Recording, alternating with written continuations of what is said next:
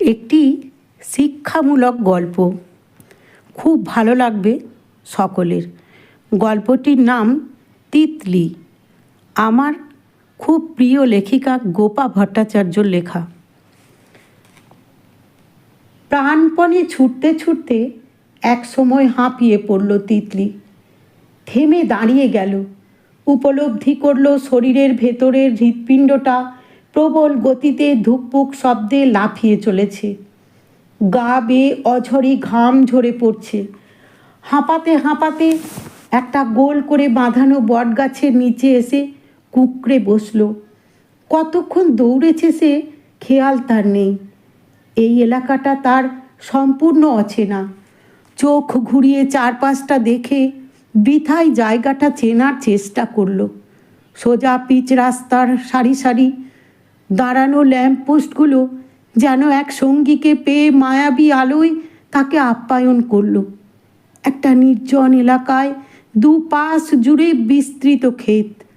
রাতের বুকেও নিজস্ব আলো আছে যে, সেই আলোয় রাতের ছবিটা যেন অতিমাত্রায় এক মায়াবী রাতের রহস্য এঁকে দিল। রাগে, দুঃখে, অপমানে তিতলির চোখের কোল বেয়ে অশ্রু গড়িয়ে পড়তে লাগলো। যাকে সে নিজের থেকেও অধিক বিশ্বাস করেছিল, সেই কিনা তাকে আজ এইভাবে অসহায় করে পথে নামালো। কিছুতেই বিশ্বাস করতে পারছে না। এ কি হয়ে গেল? এমনটা হওয়ার তো কথা ছিল না। পলাশডাঙ্গা গ্রামের প্রাইমারি স্কুলের অঙ্কের শিক্ষক সমরেশ বাবুর মেয়ে তিতলি। নামের সঙ্গে সঙ্গে স্বভাবগত যথেষ্ট মিল আছে। হাসি খুশি প্রাণচঞ্চল একটি মিষ্টি মেয়ে তিতলি। গ্রামের সকলের সঙ্গেই তার অবাধ মেলামেশা। সকলেরই প্রিয় এই মিষ্টি মেয়েটি। রূপেও যেমন সুন্দরী, তেমনি ব্যবহারেও। 15 বছরের মেয়ে যদিও চেহারায় এবং শরীরে বয়সের তুলনায় তাকে যথেষ্ট বড় দেখায়। স্বর্ণবর্ণ গায়ের রঙের সঙ্গে বড় বড় দুটো হরিণের মতো ঘন কাজল চোখ। লম্বা কালো কোঁকড়ানো এক পিঠ চুলে তার রূপের ছটা যেন আরও উজ্জ্বলভাবে ছড়িয়ে পড়েছে। লেখাপড়ায়ও বেশ মেধাবী। বড় হয়ে ডাক্তারি পড়তে চায় তিতলি। ডাক্তার হয়ে এই গ্রামেই সকলের পাশে থাকার স্বপ্ন দেখে। তাকে পড়ালেখার কথা মা বাবাকে কোনো দিনই মনে করিয়ে দিতে হয় না। তিতলি স্বাধীনভাবে নিজের খেয়ালে চলে। তার মা বাবারও তার উপর অগাধ ভালোবাসা আর বিশ্বাস। তাদের মেয়ে অনন্যা সবার থেকে আলাদা। তাকে বাঁধন ছেড়ে দিয়েই গড়ে তোলার চেষ্টা করে যাচ্ছেন তারা। তাই তিতলি নিজের ইচ্ছে মতো স্বাধীনভাবেই লেখাপড়ার সঙ্গে সঙ্গে গ্রামের বাড়ি বাড়ি ঘুরে বেড়াতো। মনের আনন্দে সকলের সুখে দুঃখে পাশে থাকতো। ক্লাস 12-এর তখন ফাইনাল পরীক্ষা চলছে। দ্বিতীয় দিনে পরীক্ষা দিয়ে বেরিয়ে স্কুল থেকে গেটের মুখে শঙ্খকে দেখে অপ্রস্তুত হয়ে গেল তিতলি। কিছুদিন আগেই শঙ্খ তাকে প্রপোজ করেছে। তিতলি যদিও মনে মনে শঙ্খকে পছন্দ করে, তবুও সেটা মুখে বলে উঠতে পারেনি। তিতলির কোনো সাড়া না পেয়ে শঙ্খ আজ তার একেবারে মুখোমুখি এসে দাঁড়ালো। কি করবে তিতলি এখন, সেটা বুঝতেই পারছে না। শঙ্খ বলেছিল সে যাদবপুর ইউনিভার্সিটিতে ইঞ্জিনিয়ারিং পড়ছে। মিতার জন্মদিনে মিতার বাড়িতেই ওদের আলাপ। তখনই দুজনের ফোন নাম্বার আদান প্রদান করে নেয়। তারপর থেকেই শঙ্খ মেসেজের পর মেসেজ করে যেত। তিতলির কাছে শঙ্খ বারবার উত্তর জানতে চেয়েও যখন পেল না, তখন সে তিতলির স্কুলের সামনে এসে উপস্থিত হলো। তিতলি নিজেকে গুছিয়ে মুখে একটা হাসি এনে বলল, শঙ্খদা যে হঠাৎ এখানে? হ্যাঁ, আমি তোমার সঙ্গে দেখা করতেই এখানে দাঁড়িয়ে আছি। ও কেন, জানো না? তাহলে এবার বলো, তুমিও আমাকে ভালোবাসো কি না? জানি না, সব জানো, শুধু আমাকে কষ্ট দিচ্ছ। ধ্যাত, আমি জানি না, যাও। তিতলি, আমি এই কদিন ধরে না কিছু খেতে পারছি, না পারছি ঘুমোতে। সারাক্ষণ তুমি আর তুমি, তোমাকেই ভাবছি শুধু। আমি তোমাকে খুব ভালোবেসে ফেলেছি, সেটা একটু বোঝো। কথা বলতে বলতে রাস্তার এক কোণে এসে দাঁড়ালো দুজন। তিতলি আর নিজের মনে কথা আটকাতে পারল না। এবার বলল, শঙ্খদা, আমিও তো ঘুমোতে পারছি না, মনটা ভীষণ অস্থির হয়ে আছে, পড়ায় মন বসাতে পারছি না। তিতলি, তাই? তাহলে কি বুঝবো তুমিও আমাকে ভালোবাসো, তাই তো? হুম। ওয়াও, আজ আমি ভীষণ ভীষণ খুশি। শঙ্খ দুহাত উপর দিকে তুলে আনন্দে বলে উঠল। তিতলি মুখে হাসি এনে বলল, আমিও। তবে এবার আমাকে বাড়ি ফিরতে হবে। আমি পৌঁছে দেব, বাইক এনেছি তো, চলো। না, কেউ দেখলে বাবাকে জানাবে, আমি নিজেই চলে যাব। তাহলে একটা কথা দাও। কি? তুমি কাল বিকেলে আমার সঙ্গে দেখা করতে মিতাদের বাড়িতে যাবে, আমি থাকবো সেখানে। আরে না, পরীক্ষা শেষ হোক, 4টে আরও বাকি, তারপর যাব। ঠিক আছে, তাহলে তাই হবে। কবে শেষ হচ্ছে? 27 তারিখ।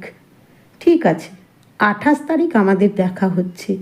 আমি রাস্তার মোড় থেকে তোমাকে পিক আপ করবো। ঠিক আছে। তারপর কদিন ধরে চ্যাট আর মেসেজে দুজনেই একে অপরের মনের বেশ কাছাকাছি চলে এসেছে। পড়ার বই থেকেও মোবাইলের স্ক্রিনের দিকে মনটা একটু বেশি। বারবার মনে হয়, এই বুঝি শঙ্খর মেসেজ এলো। মনের ভিতরে যেন উত্তাল ভালোবাসার ঢেউ। আর মাত্র 2 দিন, তারপর তাদের দুজনের দেখা হবে। সারাক্ষণ একটা অজানা উচাটন মনের মধ্যে। ভালো লাগার একটা অনুভূতিতে মনটা মেতে আছে। কিছুতেই কোনো কাজে মন বসাতে পারছে না তিতলি। মা কিছু বললেও কানে যাচ্ছে না। একটা ভাবসাগরে ভেসে চলেছে মনটা। কোনো মতে পরীক্ষা শেষ হলেই হলো, তারপর তাদের দেখা হবে। এবার অনেকটা লজ্জা ভাব কেটে গেছে, সেটা শঙ্খের মন পাগল করা মেসেজের দৌলতে। আজকে সকাল থেকেই নিজেকে সুন্দর করে সাজিয়ে তুলতে ব্যস্ত তিতলি। এক মাথা ঝাঁকড়া চুল তার, পান পাতার মতো সুন্দর মুখটাকে বারবার দেখে নিচ্ছে। মাকে বলেছে মিতার বাড়িতে আজ থাকবে। মাও আপত্তি করেনি, কারণ ওরা একসঙ্গে পড়ে, একে অপরের বাড়িতে প্রায়ই এমন একসঙ্গে থেকে যায়। যথারীতি বিকেলে সেজেগুজে বেরিয়ে পড়ল তিতলি। বুকের ভেতর তখন উথাল পাথাল ঢেউ বইছে। অজানা এক ভালো লাগার অনুভূতিতে কান মুখ গরম হয়ে যাচ্ছে। শঙ্খ তাকে কাছে পেয়ে না জানি কেমন পাগল হবে। চ্যাটে তো একেবারে উতলা হয়ে পড়েছে। কবে দেখা হবে এই বলে বলে অস্থির হয়ে আছে। ভাবতে ভাবতে নিজের মনে হাসি এসে তিতলির ঠোঁটের ফাঁকে খেলে গেল। বাড়ি থেকে বেরিয়ে অনেকটা পথ পায়ে হেঁটে আসতে হয়। মোড় পেরিয়েই মেন রাস্তা। চলতে চলতে এসব কথা ভেবে নিজের মনের সেতারে পূর্ব রাগ বেজে উঠছে তিতলির। বড় রাস্তায় পৌঁছতে না পৌঁছতেই একটা বাইক এসে তিতলির পাশে ব্রেক কষে দাঁড়িয়ে গেল। তিতলির বুকটা দুলে উঠল। এই তো শঙ্খ এসে গেছে। আর সত্যিই তাই, বাইক থেকেই শঙ্খ তিতলিকে পেছনের সিটে উঠে বসতে বলল। দেরি না করে তিতলিও উঠে বসল। অপূর্ব আবেগে শঙ্খকে পেছন থেকে জড়িয়ে ধরল তিতলি। তিতলির রোমাঞ্চিত মন যেন আকাশ ছুঁল। এই মুহূর্তকে নিজের করে সারা জীবনের মতো ধরে রাখতে ইচ্ছে করছে। এত বলিষ্ঠ এক সুপুরুষকে জীবনসঙ্গী হিসেবে কোন মেয়েই না চায়। একেবারে অক্ষয় কুমারের মতো দেখতে শঙ্খ। মিতাকে আজ সব খুলে বলবে, আর চেপে রাখতে পারছে না।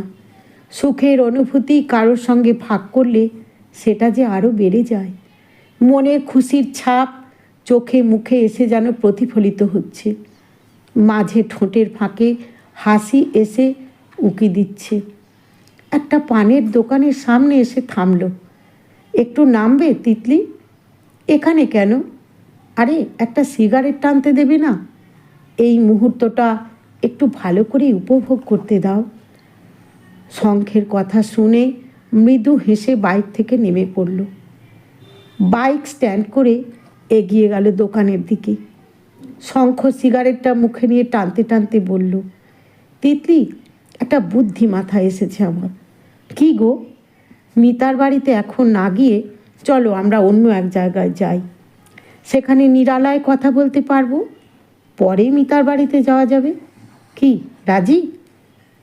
কোথায় যাবে সে আমার উপর ছেড়ে দাও। ঠিক আছে, চলো চলো, উঠে বসো। বাইকের পেছনের সিটে উঠে বসলো তিতলি। বাইক শঙ্খ স্টার্ট করলো এবং মোড় নিল অন্য রাস্তার দিকে। প্রায় 20 মিনিট পর বাইকটা এসে একটা দোতলা বাড়ির সামনে থামালো। নামো এবার তিতলি, আমরা এসে গেছি। বিশাল লোহার গেটের তালাটা খুলে ভিতরের দিকে এগোয়। উঠোন পেরিয়ে বাড়ির গ্রিলের তালাটা আবার খুলল শঙ্খ। বারান্দা পেরিয়ে ডান দিকে একটা সিঁড়ি, ওপরে উঠে গেছে। সেদিকে দেখিয়ে শঙ্খ তিতলিকে ইশারা করলো। দুজনে একে একে উপরে উঠে এলো। উঠেই ঠিক সামনেই এক প্রকাণ্ড হল ঘর। এসো, শঙ্খ তিতলিকে ডাকলো। রাজকীয় সাজসজ্জায় সাজানো এই হলঘরটা। দেওয়ালে সাঁটানো নানা ধরনের নাচের ভঙ্গিমায় নর্তকীদের ছবি। মেঝেতে রঙিন কার্পেট। চোখটা উপরের দিকে যেতেই তিতলি দেখল অপূর্ব একটা রঙিন ঝালর। বিলাসবহুল এই বাড়িতে কেউ থাকে না ভেবে মনে মনে অবাক হলো তিতলি। অপূর্ব একটা দেওয়ালে ছবির দিকে তাকিয়ে বলে উঠল তিতলি, হ্যাঁ, সঞ্জয়ের বাবা দুবাইতে থাকেন। ভীষণ শৌখিন মানুষ উনি, তাই এই বাড়িটা নিজের পছন্দের মতো তৈরি করেছেন। তবে সঞ্জয় আর ওর মা তাদের পুরনো সল্টলেকের বাড়িতেই থাকে। এখানে কালীভদ্রে আসে তাদের পরিবার। তবে আমরা বন্ধুরা প্রায়ই আসি, আড্ডা মারি সবাই মিলে। আচ্ছা। এমন সময় শঙ্খর মোবাইল ফোন বেজে উঠল। Hello hello hello. কিছুই শুনতে পাচ্ছি না। তিতলির দিকে তাকিয়ে বলল, তিতলি কিছু মনে না করলে তোমার ফোনটা দিয়ে একটা কল করতে পারি? ও শিওর। এই বলে নিজের মোবাইলটা আনলক করে শঙ্খের দিকে এগিয়ে দিল তিতলি। Thanks darling. হলঘরটার বাঁ দিকে রাখা আছে বিশাল শৌখিন কয়েকটা সোফা। কাঠের উপর অপূর্ব কারুকার্য করা প্রতিটা সোফার উপর ভাগ। হাতলের দিকগুলো অতিরিক্ত সুন্দর। তিতলি ওদিকটা এগিয়ে গেল, একটা সোফার এক পাশে গিয়ে বসলো। বাড়িটার চারপাশটা সুন্দর, নিরালা, শান্ত পরিবেশ। কোথাও কোনো আওয়াজ নেই। নিজেদের কথাগুলোই যেন ফিরে এসে নিজের কানে বাজছে। প্রিয় মানুষটিকে কাছে পেয়ে মনটা কেমন চঞ্চল হয়ে উঠেছে। কথা সেরে শঙ্খ তিতলির কাছে এগিয়ে গেল। তিতলির পাশে এসে বসলো। তিতলির বাঁ হাতটা নিজের দু হাতে নিয়ে মৃদু হেসে বলল, এতদিনে কাছে পেলাম আমার প্রেয়সীকে। শঙ্খের হাতের স্পর্শে তিতলির সমস্ত গায়ে শিহরণ জেগে উঠল। শঙ্খের এই রোমাঞ্চকর কথা শুনে তিতলির ফর্সা মুখটা লজ্জায় রাঙা হয়ে গেল, যেন এক সদ্যজাত গোলাপ হয়ে ফুটে উঠল। লাজুক দৃষ্টিতে মুখের কোণে তৃপ্তির হাসি এনে বলল, এখানে আসার কোনো প্রয়োজন ছিল? মিতাদের বাড়িতে গিয়েই কথা বলা যেত। এভাবে তিতলিকে নিজের কাছে টেনে জড়িয়ে ধরে বলল, ধ্যাৎ, নিজেকে ছাড়ানোর চেষ্টা করে বলল তিতলি। বাহু পাশ থেকে তিতলিকে মুক্ত করে বলল শঙ্খ, তোমাকে আমি এভাবেই জড়িয়ে থাকতে চাই তিতলি। আচ্ছা, এক্ষুনি কি করে সম্ভব? আমার পড়া শেষ হোক আগে, তুমিও নিজের পায়ে দাঁড়াও। ঠিক বলেছ, তবে আজ আমরা দুজনে এখানে রাত কাটাবো। না না, মিতাদের বাড়িতে যেতেই হবে আমাকে, ওখানেই থাকবো। মাকে তাই বলে এসেছি। তুমি আমাকে ভালোবাসো? বিশ্বাস করো তো? সত্যি করে আমাকে বলো তো আগে। সেটা করি বলেই তো তোমার বলার সঙ্গে সঙ্গেই চলে এলাম। আর আমি যে তোমাকে ভালোবাসি সেটা কি আর বলার অপেক্ষা রাখে শঙ্খ? অভিমানের সুরে কথাটা বলল তিতলি। না তো, আমি জানি তুমিও আমাকে ততটাই ভালোবাসো। আজ তোমাকে কি অপূর্ব সুন্দর লাগছে তিতলি, যেন স্বর্গ থেকে নেমে আসা এক ডানা কাটা পরী। দু হাত প্রসারিত করে দিল শঙ্খ। তিতলি এসে শঙ্খের বুকে লাজুক হাসিতে মুখ লোকালো। শঙ্খ দু হাতে বুকে জড়িয়ে ধরল তিতলিকে। বিকেলে সূর্য যেন দিগন্তের ওপারে মুখ লুকোলো, তেমনি তিতলি শঙ্খের চওড়া বুকে নিজেকে সমর্পণ করলো। এই মুহূর্তগুলো যেন তিতলিকে এক নতুন অনুভূতিতে আষ্টে পৃষ্ঠে জড়িয়ে ধরল। হৃদয়ের ভিতরে যেন উত্তাল সমুদ্রের ঢেউ আছড়ে পড়ছে। কিছুক্ষণ পর শঙ্খ তার দুহাত সরিয়ে এনে তিতলির মুখটা তুলে ধরল। ঝুঁকে এলো শঙ্খের মুখ তিতলির চিবুকের কাছে। উজান স্রোতে ভেসে গেল মন ভেলা। সুখের অনুভূতিতে উতলা তখন মন প্রাণ দেহ। শঙ্খ সন্ধে নেমে এলো যে, মিতাদের বাড়ি যাব না?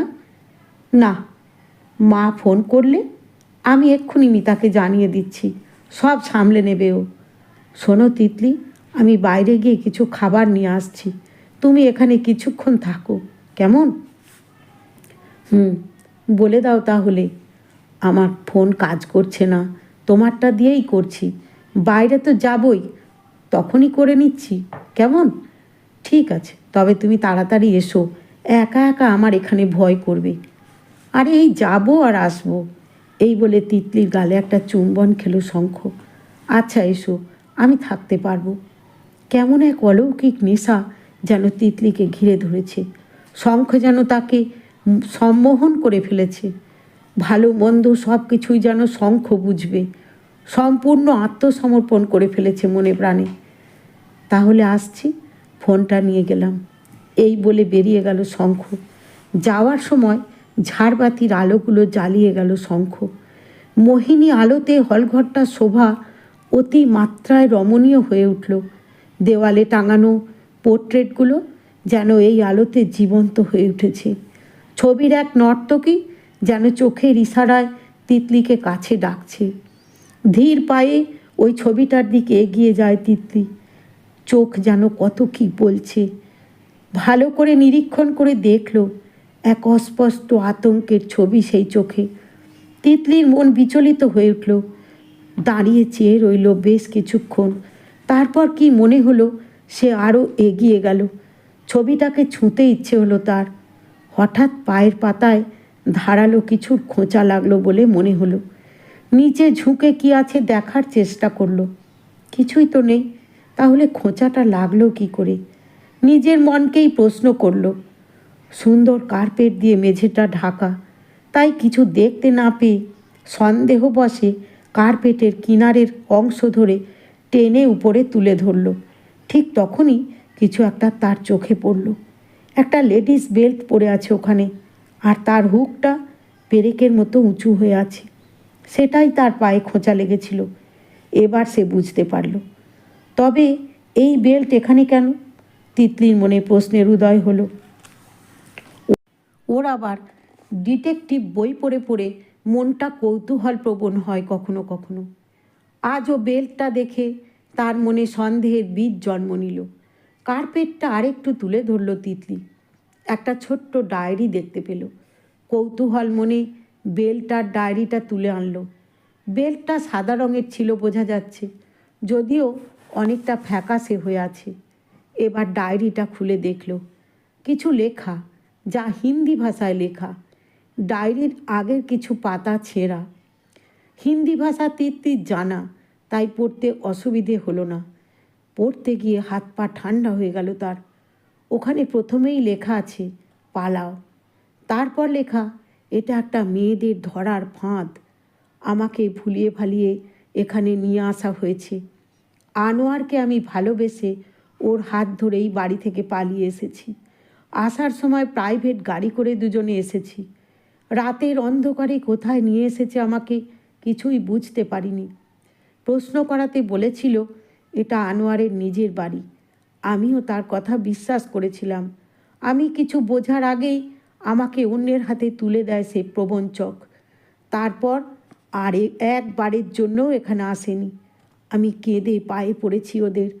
কত অনুনয় বিনয় করেছি ছেড়ে দেওয়ার জন্য, না ছাড়েনি। উল্টে বলল ওই দেখো, যতজন নর্তকীর ফটো দেওয়ালে টাঙানো আছে ঠিক ততজনকেই নর্তকে করেছি আমরা। এবার তোমার ছবিও আঁকা হবে। আমি ওদের কথোপকথনে বুঝতে পেরেছি আমাকে বিদেশে পাচার করে দেবে ওরা। আমি জানি না এই ডায়েরিটা কার হাতে পৌঁছবে কি না, তবুও লিখে যাচ্ছি, কারণ এছাড়া আমার আর কোনো পথ খোলা নেই। ব্যাগে কিছু কাপড়, একটা ডায়েরি আর কলম ছিল। আমি লিখতে ভালোবাসি বলে ডায়েরিটা সবসময় আমার কাছেই থাকতো। তুমি যেই হও, আমার লেখা পড়ছো, তার কাছে আমার একটা অনুরোধ। নিচে আমার বাড়ির ঠিকানা আর ফোন নম্বর দিলাম। আমার এই ঘটনার কথা ওদের জানিয়ে দিলে আমি ধন্য হব। সঙ্গে আমার বেল্টটা সাক্ষী স্বরূপ রেখে গেলাম শনাক্ত করার জন্য। মানবতার খাতিরে আমার জন্য এই কাজটা করে দিলে ঈশ্বরের আশীর্বাদ তুমি ঠিক পাবে।